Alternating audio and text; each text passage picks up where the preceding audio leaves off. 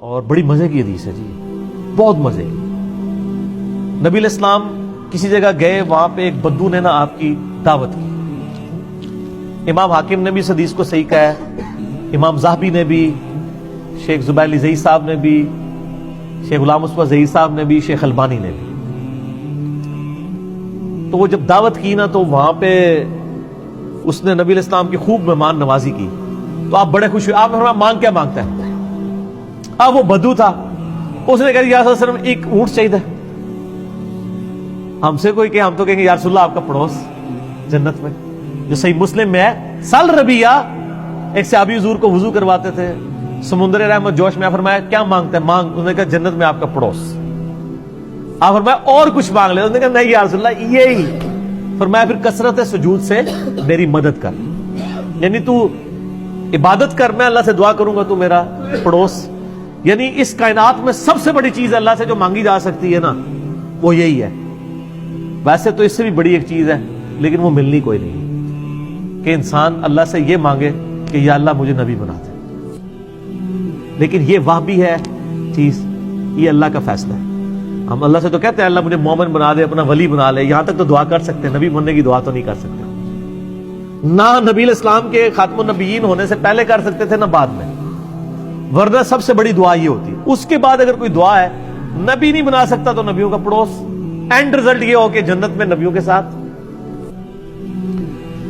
تو اس بدو نے کہا یا رسول اللہ ایک اونٹ چاہیے، ایک بکری جو دودھ دیتی ہو۔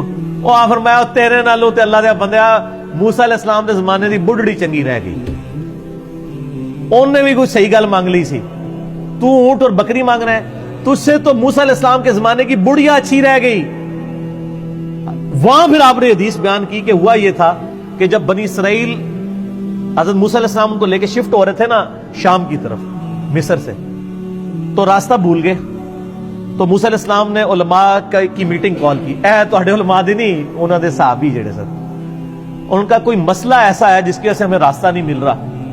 تو علماء نے حضرت موسیٰ علیہ السلام کو عرض کی کہ یا نبی اللہ، ہمارے آباء و اجداد نے حضرت یوسف علیہ السلام سے موت کے وقت یہ عہد لیا تھا، حضرت یوسف نے کہا تھا کہ جب کبھی بھی بنی اسرائیل مصر سے شفٹ ہوئے نا تو میری لاش ساتھ لے کے جائیں گے شام، میرے آبائی ملک۔ آپ کو پتہ ہے نا کہ وہ حضرت یوسف علیہ السلام تو ایک حادثے کے تحت مصر آئے تھے نا، آبائی ملک تو شام ہی تھا نا، جو کچھ بھائیوں نے کیا، اور اس پہ ایران والوں نے ایک فلم بھی بنائی ہوئی ہے۔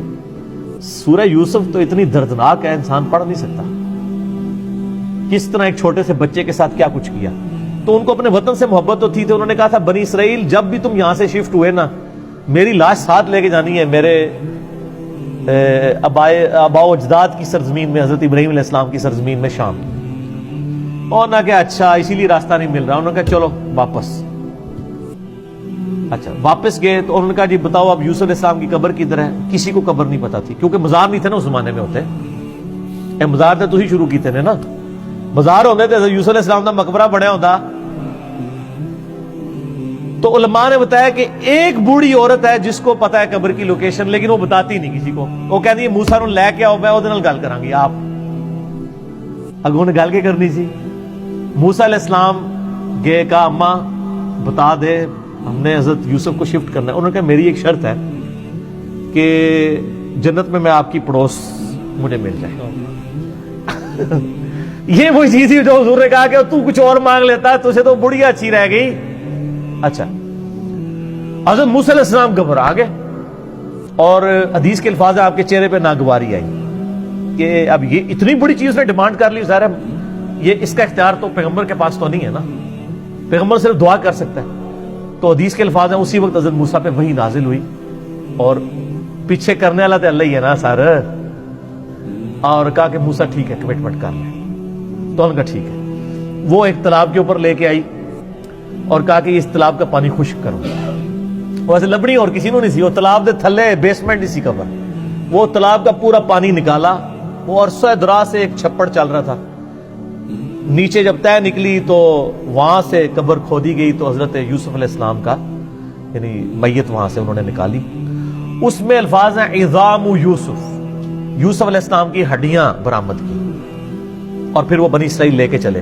اچھا وہ 10 کمانڈمنٹس جو فلم ہے نا، ہالی ووڈ کی، اس میں بھی انہوں نے یہ سین فلمایا ہوا ہے، یوسف علیہ السلام کی لاش کو نکال کے شفٹ کرنے، وہ ساتھ لے کے جاتے ہیں باقاعدہ، یعنی ان کی بھی ٹرم میں یہ موجود ہے، یہ والا واقعہ جو نبی علیہ السلام نے سنایا۔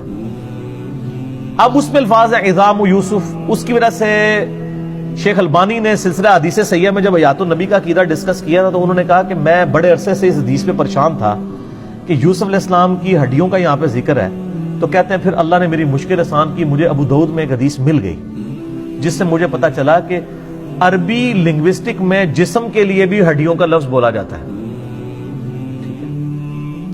یعنی کبھی ہم بھی کبھی بولتے ہیں نا، یعنی جسم ٹوٹ رہا ہے، بعض کہتے ہیں میری ہڈیاں ٹوٹ رہی ہیں، وہ ٹوٹ تو نہیں رہی ہوتی، یہ محاورتاً لفظ ہے، اور وہ کہتے ہیں وہ اس طرح کے ابو داؤد میں ایک حدیث ہے کہ نبی صلی اللہ علیہ وآلہ وسلم کو صحابہ کرام نے ریکویسٹ کی کہ ہم آپ کے لیے ایک ممبر تیار کرتے ہیں، اس میں الفاظ ہیں تاکہ آپ کی ہڈیوں کو سکون پہنچا سکیں، یعنی آپ بیٹھ کے کھڑے کھڑے تھک جاتے ہیں تو اس پہ بیٹھ بھی جایا کریں، تو وہاں پہ بھی عظام کے الفاظ ہیں۔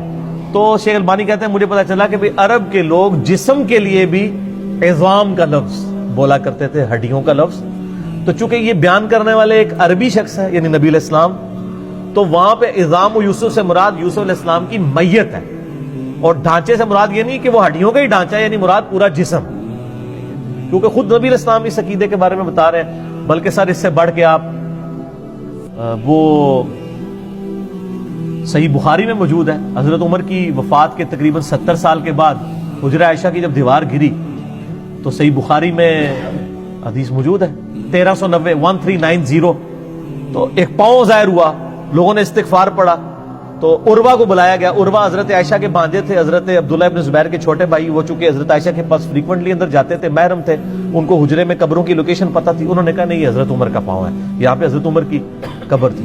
نبی علیہ السلام کی وفات کے آلموسٹ 70-80 سال کے بعد اور حضرت عمر کی شہادت کے تقریباً 70 سال کے بعد حضرت عمر کا پورا پاؤں پنڈلی سمیت الفاظ ہے کہ وہ حجرہ عائشہ کی صفائی کے یعنی جب دیوار گری تو وہ دوبارہ تعمیر کرنے لگے حجرے کو، پورا پاؤں نکل آیا، تو یہ تو حضرت عمر کا بھی جسم مبارک سلامت ہے۔ لیکن یہ یاد رکھیے گا جسم سلامت ہونا کسی کے لیے یہ دلیل نہیں ہے کہ بس وہی بزرگ ہے، جس کا جسم سلامت نہیں تو وہ بزرگ نہیں ہے۔ کئی صحابہ کرام میں ان کی لاش کے ٹکڑے ٹکڑے کیے گئے ہیں، مسلح کیا گیا ہے، کڑاہوں میں لاشوں کو جلایا گیا ہے، یہ اللہ تعالیٰ کسی کو پروٹوکول دے گا، یعنی یہ اللہ تعالیٰ کی طرف سے کوئی ڈیفائنڈ نہیں ہے، ڈیفائنڈ صرف نبیوں کے لیے، وہ جو ابو داؤد کی حدیث ہم ڈسکس کر چکے ہیں۔ ٹھیک ہو گئے؟